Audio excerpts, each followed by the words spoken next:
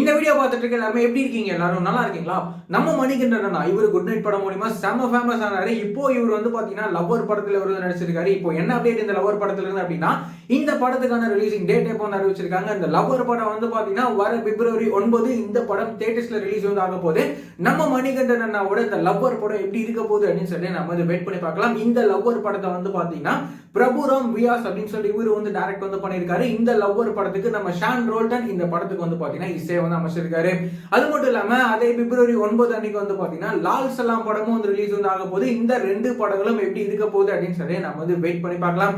இந்த மாதிரியான ரெகுலரான சினிமா அப்டேட்ஸ்லாம் நீங்க தெரிஞ்சுக்கணும் அப்படின்னு நினைச்சீங்கன்னா இந்த சேனலை மறக்காம சப்ஸ்கிரைப் பண்ணிக்கோங்க. வேற ஏதாவது ஒரு நெகட்டிவ் இருந்தது அப்படின்னா மறக்காம கமெண்ட்ல சொல்லுங்க.